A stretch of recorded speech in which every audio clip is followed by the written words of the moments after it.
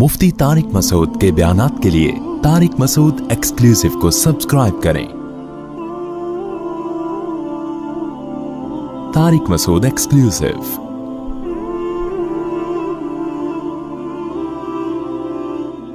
देखो, आपके पास अल्लाह की नसीहत है, अल्लाह के रसूल की नसीहत है, उस पे अगर अमल नहीं करोगे तो उसके मुकाबले में शैतान है। फिर किसकी मान के चलोगे? दो ही रास्ते हैं, एक शैतान का रास्ता और एक रहमान का रास्ता। आज हमारे साथ बड़ा मसला यह है कि हमने दौलत को, शोहरत को, इज्जत को, पैसे को, दुनिया की हर चीज समझ लिया है।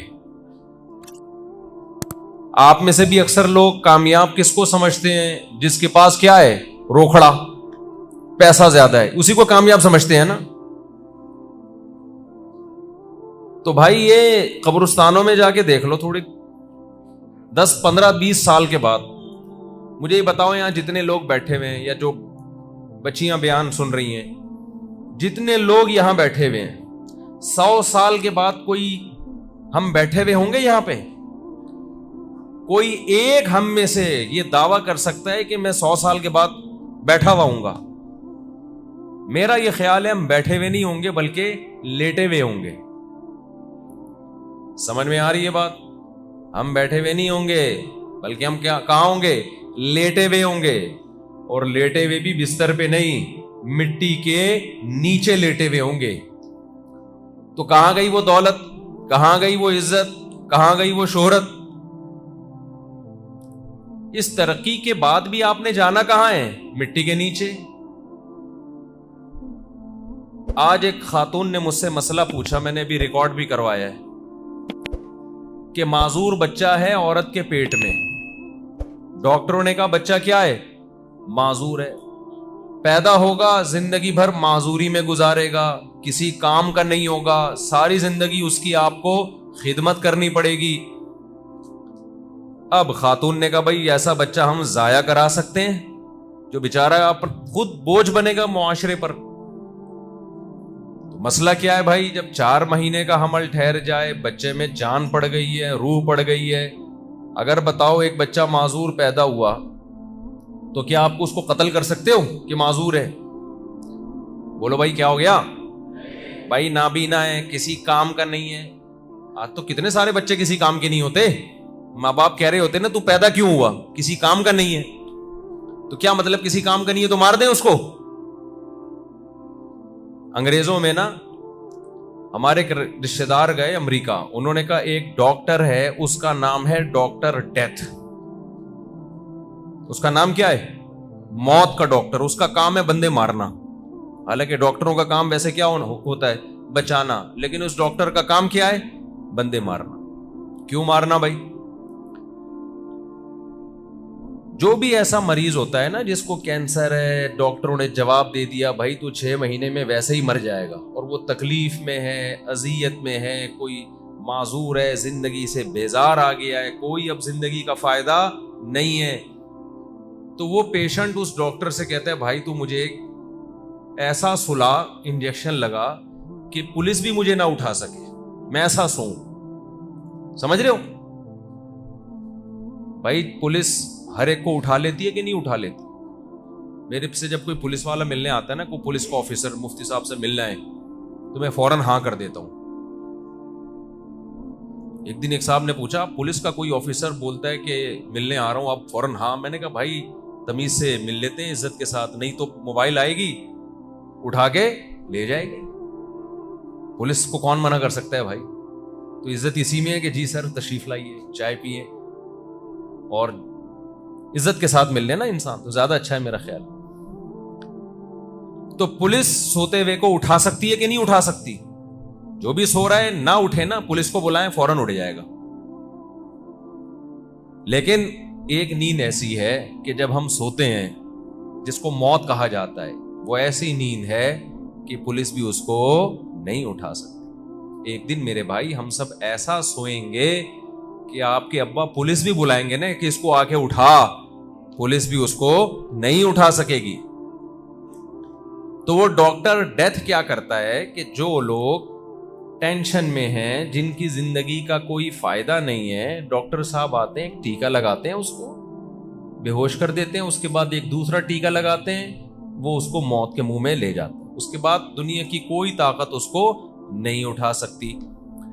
کافر لوگ یہ کام کرتے ہیں. کیا اسلام میں جائز ہے یہ؟ بولو جلدی سے, شاباش.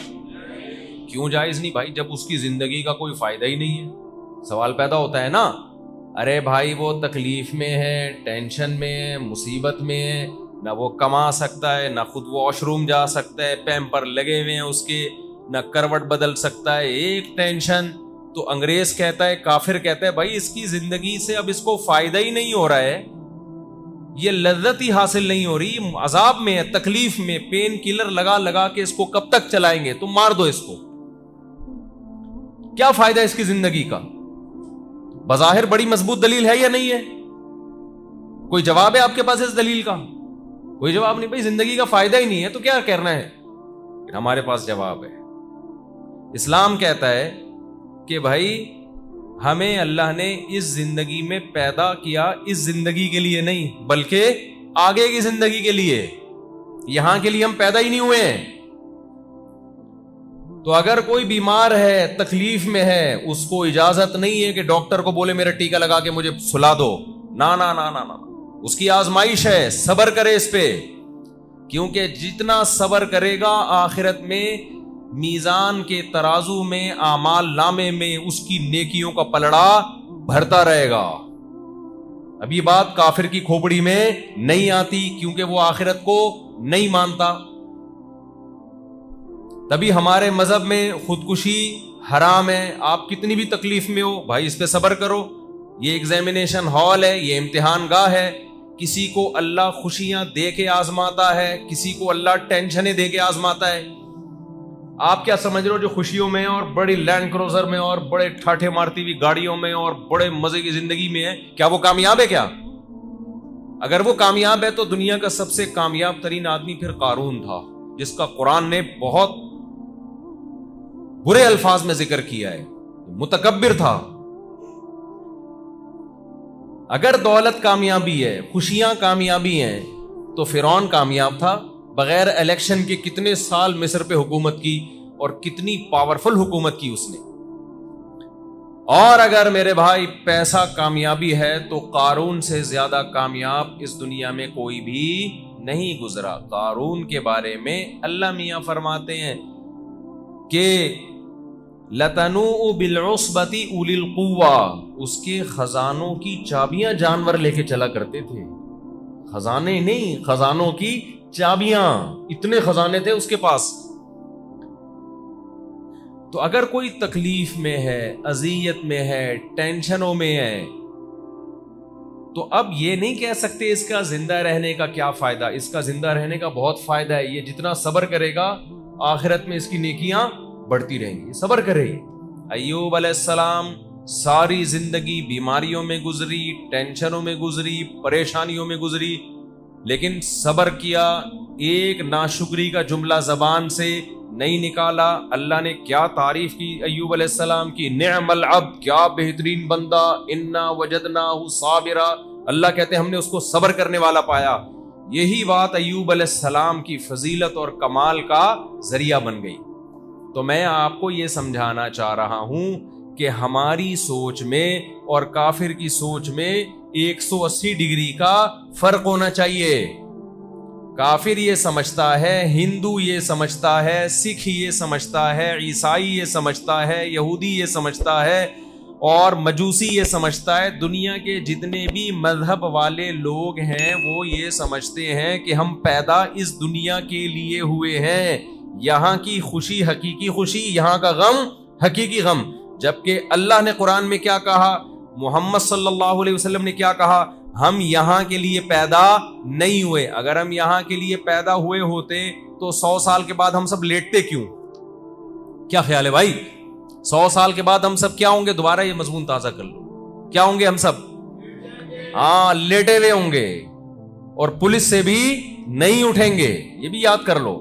اور 100 سال تو میں نے احتیاطاً کہہ دیا, ورنہ اگلے سال اس تاریخ کو ہو سکتا ہے اس مجمع میں سے 20-30 आदमी मार्केट से क्या हो चुके हो, शार्ट हो चुके हो। अगले साल में 20-30 और शार्ट हो चुके होंगे, उससे अगले 10 साल, 1 साल में और शार्ट हो चुके होंगे। तो 8-10 साल में बहुत सा बंदा इस मजमे में जो अभी बैठा हुआ है ना, 8-10 साल में मार्केट से शार्ट। 20-30-40 साल में मेरा ख्याल है कोई भी नहीं बच्चे, छोटे छोटे बच्चे शायद बचे हुए हो। बाकी जितने लोग यहां बैठे हुए हैं ना, आकिल बालिग, जिनकी शादियों की उम्रें हो चुकी हैं, वो सारे मार्केट से क्या होंगे, शार्ट होंगे। तो इतनी सी थोड़ी सी जिंदगी है यार, 2 टके की औकात है जिंदगी की। बोलो ना क्या हो गया, 2 टके की औकात नहीं रही यार। इस पे इतना फख्र करना, मैं गाड़ी, मेरी सेहत, और मैं इतना मालदार, और मेरी इतनी शोहरत, और मैं इतना कामयाब, फजूल बातें हैं भाई, ये थोड़े दिन की जिंदगी है। तो इसलिए पहली बात तो ये कि आप अपना ये अकीदा दुरुस्त करो कि हम देखो, इस दुनिया में जब हम मुसाफिर खाने में होते हैं ना, सफर कर रहे होते हैं, तो भी हम चाहते यही हैं कि हमारा सफर अच्छा गुजरे। क्या ख्याल है भाई? आपको अगर जहाज का टिकट मिल रहा है तो आप ट्रेन में जाना पसंद, बोलो क्या हो गया भाई?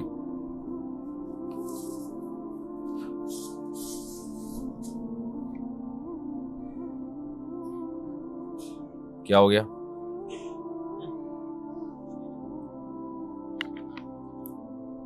अच्छा, मैंने कहा कहीं मार्केट से शॉर्ट हो गई होगा। कराची है ना, कुछ भी शॉर्ट हो सकता है। तो आप जब ट्रेन में सफर कर रहे होते हो, ख्वाहिश यही होती है ना कि अच्छी सीट मिले। जहाज का टिकट मिल रहा है तो ट्रेन में नहीं जाओगे, ट्रेन का मिल रहा है तो बस में नहीं जाओगे, बस का मिल रहा है तो पैदल नहीं जाओगे। कोशिश तो ये होती है अच्छे से अच्छा सफर हो जाए इंसान का, लेकिन उसको इंसान मकसूद नहीं बनाता। तो अल्लाह ने हमें दुनिया में जो भेजा, मुसाफिर खाना बना के भेजा। ये दुनिया सफर है भाई, इसमें कोई डिफेंस में रहेगा, कोई औरंगी टाउन में रहेगा, कोई नाज़ाबाद में रहेगा, कोई बैरिया टाउन में रहेगा, कोई ठेला चला के गुजारा करेगा, कोई जनाब बड़े बड़े दफ्तरों में बड़ी बड़ी कुर्सियों पे बैठ के गुजारा करेगा। लेकिन अल्लाह मियां ने एक बात बता दी कि टमाटर वाला कभी किसी लैंड क्रूजर वाले को और बड़े बिजनेसमैन को देख के एहसास कमतरी में ना जाए, क्योंकि 50-60 साल के बाद पुलिस उसको भी नहीं उठा सकती, और 50-60 साल के बाद टमाटर वाले को भी पुलिस नहीं उठा, दोनों एक जैसे हो जाएंगे। कब्र में जाने के बाद पता चलता है ये टमाटर बेचता था, ये रक्षा चलाता था, ये चौकीदार था, या ये 20वें ग्रेड का ऑफिसर था। अंदर जाके पता चलता है। बहुत पुरानी बात है, मैं एक दफा कहीं गुलशन में, मुझे रेंट पे घर चाहिए था गुलशन इकबाल में। तो मुझे किसी ने कहा कि यहाँ का उस वक्त कोई छोटा सा कोई कब्रिस्तान बनाया होगा, बड़ा वीआईपी किस्म का कब्रिस्तान है, ये भी सहूलत है। मैंने कहा मेरे भाई, कब्रिस्तान ऊपर से वीआईपी होता है, अंदर से क्या होते हैं, सारे एक जैसे होते हैं। अंदर जितने कीड़े मेरे भाई 22वें ग्रेड के ऑफिसर की लाश पे होते हैं ना, एक आदमी जो 2 करोड़ रुपए महीने कमा रहा है, जितने कीड़े उसकी लाश पे होंगे, टमाटर वाले की लाश पे भी उतने ही कीड़े होंगे। समझ में आ रही है बात कि नहीं आ रही है? तो थोड़े दिनों में हिसाब किताब क्या होने वाला है, बराबर। तो फिर इस दुनिया की टेंशन लेना, मैं गरीब क्यों हूं, वो मालदार क्यों है, और उसकी सेटिंग वहां चल रही है, मेरी क्यों नहीं चल रही है, भी ये लड़कों के आजकल बड़े मसाइल हैं।